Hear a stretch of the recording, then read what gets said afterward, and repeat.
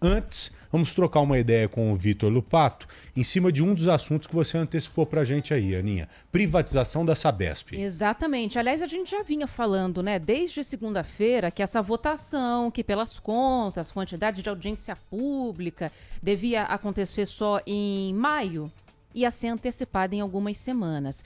Estavam tentando emplacar uma manobra para fazer essa votação rolar nessa semana e isso se confirmou. Está prevista para começar hoje, entre a tarde e a noite, né, Vitor Lupato? Boa tarde para você. Oi, Lupato. Tudo bem, Joel? Beleza, boa tarde para amigo. você, para Ana, para todos os ouvintes ligados aqui no Bora Brasil.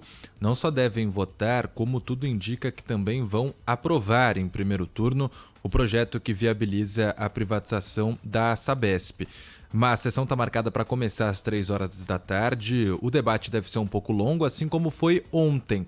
Por quê? Porque na terça-feira nós tivemos o Colégio de Líderes. Os líderes das bancadas se reuniram na Câmara Municipal de São Paulo. E logo depois já foi convocado um congresso de comissões, ou seja, para que todas as comissões falassem sobre o assunto. E a oposição tentou travar essa manobra da base da Prefeitura de São Paulo na Câmara Municipal para já votar pelo menos em primeiro turno, mesmo antes de todas as audiências públicas. Nós tivemos só uma até agora e no total teremos 7, que vão até o fim de abril. Por isso que estava prevista a primeira votação só para o mês de maio. Mas aí agora já com um substitutivo em mãos, que foi enviado pelo governo do estado à Prefeitura de São Paulo e depois ao Legislativo Municipal. E o que diz esse substitutivo? Diz que o governo estadual está, de certa forma, cedendo a algumas das demandas, algumas das exigências da Prefeitura de São Paulo. Então vamos trazer algumas aqui desse substitutivo. A primeira delas trata do Fundo Municipal de Saneamento Ambiental e Infraestrutura. A Prefeitura queria uma parcela do que vai ganhar o governo estadual com a desestatização para esse fundo. E agora vai conseguir. Antes estava estipulado em 7,5% do total do capital e agora vai para 8%. Mas o que mais interessa aos vereadores é esse ponto aqui, a antecipação de 3%. Então, no dia que o contrato for firmado para a privatização da Sabesp, se isso acontecer, é claro, né, numa hipótese, 3% do valor total já vai encaminhado para esse fundo que é municipal. Será investido todo aqui na cidade de São Paulo. E por falar em investimento, nós temos também um outro ponto. O investimento previsto inicialmente na capital paulista era de 13%. Investimento total da Sabesp, o que é a companhia mesmo de água e esgoto vai investir em todos os municípios que atende. Sem a privatização, o governo do estado tem uma estimativa que a Sabesp investiria 56 bilhões de reais até 2033 em todas as cidades. Quando anunciaram esse processo de desestatização, disseram que seriam 66 bilhões de reais até 2029, ou seja, um aumento do investimento em um curto período, menor do que o que estava previsto. E agora, recentemente, em fevereiro desse ano, o próprio governador Tarcísio de Freitas antecipou que o valor de investimento vai ser ainda maior, 70 bilhões de reais até 2029 também. Desses 70 milhões, até então, 13% iria para a capital paulista. Agora, os vereadores conseguiram negociar com o governo do estado um investimento de 20%, ou seja, 1/5 do que vai investir a Sabesp vai vir aqui para a cidade de São Paulo, o que representa hoje um investimento de 14 bilhões de reais até 2029 só na capital paulista. E aí tem uma outra questão também, né? O poder de barganha da Prefeitura de São Paulo era muito grande nessa negociação porque representa 46% do orçamento total da Sabesp. Mas, ao mesmo tempo, a Prefeitura está devendo para a Sabesp.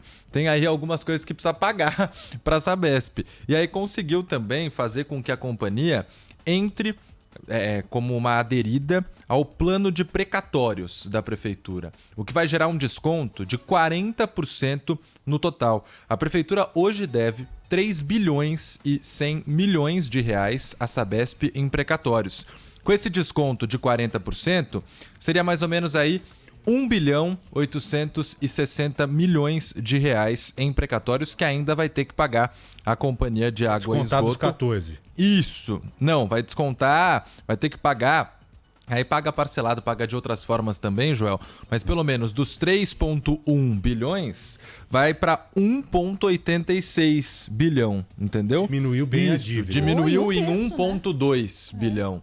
É mais ou menos essa conta que está sendo feita. Por quê? Porque aí a Sabesp entra num plano que a prefeitura já tem e já usa para outras empresas também.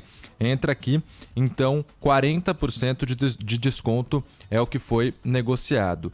E aí também temos umas outras questões que ainda não estão definidas, ainda devem entrar num novo substitutivo para a segunda e definitiva votação. E aí um termo mais administrativo mesmo, que é a prefeitura queria poder no conselho. Ou seja, o município queria também participar de decisões importantes da Sabesp. O que fica previsto é que o conselho, que até então seria paritário, agora será deliberativo. E aí, 50-50. Prefeitura de São Paulo, 50% e o governo do estado, os outros 50%. Das audiências públicas, algumas vão acontecer em regiões que mais precisam da Sabesp, principalmente no acesso à água e também no tratamento de esgoto. Dessas regiões, 2 delas também para a segunda votação, e isso é o que ainda não está com o martelo batido, não está nesse substitutivo inicial, nós temos uma cláusula, que a cidade de São Paulo quer colocar, para que o investimento seja obrigatório em regiões específicas da cidade. Ou seja, pegar uma parcela e colocar na região que mais precisa. Como, por exemplo, as represas Billings e Guarapiranga e também alguns bairros periféricos que ainda não foram definidos. Represa Billings e também Guarapiranga vão receber audiências públicas nesses 2 endereços. Os bairros vão se definir ao longo da participação da população nesse debate e aí a gente vai conseguir ter uma noção melhor do que será o projeto final, que deve ser votado em maio. Hoje, mais cedo, o prefeito Ricardo Nunes, em uma agenda, falou sobre essa tramitação, surpresa, diríamos assim, né? Na segunda-feira disseram, na quarta nós vamos votar. E ele justificou o seguinte: o debate, segundo o prefeito, em relação à privatização da Sabesp, não começou hoje. A Câmara, inclusive, teve uma comissão especial para tratar do assunto, então ele acha que o número mínimo de audiências públicas é o justo. Existe uma questão do regimento que é previsto na lei orgânica do município e no regimento interno da Câmara, que são as quantidades de audiências públicas para determinado tema. A Câmara optou por fazer isso. A Câmara já havia feito um grupo de trabalho com vários vereadores, onde já foram realizados vários estudos, várias audiências públicas e um relatório final. Então esse processo da discussão da Sabesp ele não começa agora com a votação do projeto. Ele já vem anteriormente com um grupo que a Câmara muito bem constituiu, fez análise e chegou num relatório que foi publicado e disponibilizado para vocês. Então já é um tema que vem sendo debatido há bastante tempo. Hoje, então, às 3 da tarde, a Câmara Municipal de São Paulo começa a sessão para votar e, tudo indica, aprovar também o primeiro passo, primeiro turno desse projeto que viabiliza a desestatização da Sabesp.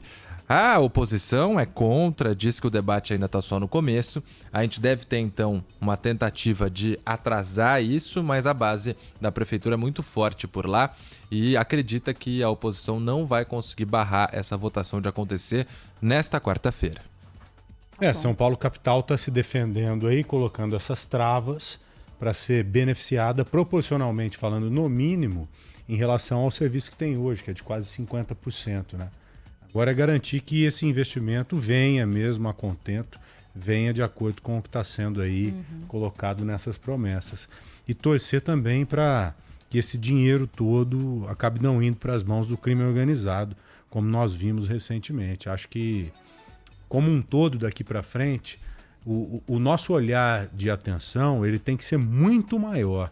As cobranças têm que ser muito maiores do que já foram quando falamos de dinheiro público. Cofre, seja da prefeitura, do estado, da União.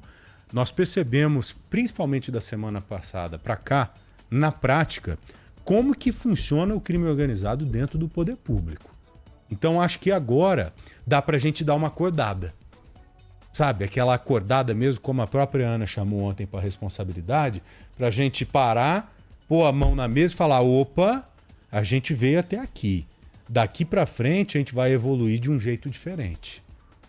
Uma coisa, acho que todos nós aqui, eu só estou aproveitando esse gancho aí porque eu acho que é pertinente. Inclusive nós vamos discutir daqui a pouco esse assunto, crime organizado e enraizado no poder público. Eu acho que com tudo isso que nós vimos, obrigatoriamente o povo brasileiro tem que puxar a responsabilidade para si mesmo. E o que é puxar a responsabilidade? É cobrar e colocar lupa mesmo em todas essas coisas que são deliberadas, que têm ordem para envio de dinheiro do poder público para a empresa A, B ou C. Dr. Lincoln Gakia falou muito aqui do compliance. O compliance, que são as regras que as empresas privadas hoje colocam na frente de tudo. Se o cara desrespeitar o compliance da empresa, ele é demitido. Se o sujeito fizer uma transferência indevida, desrespeitando o compliance da empresa, ele é demitido. E com o dinheiro público, a responsabilidade é maior ainda em você colocar regras rígidas, filtros rígidos, para evitar o abastecimento do crime organizado. Lupato, muito obrigado, viu? Valeu, gente. Abração para você, meu irmãozinho. Até amanhã. E ó, por falar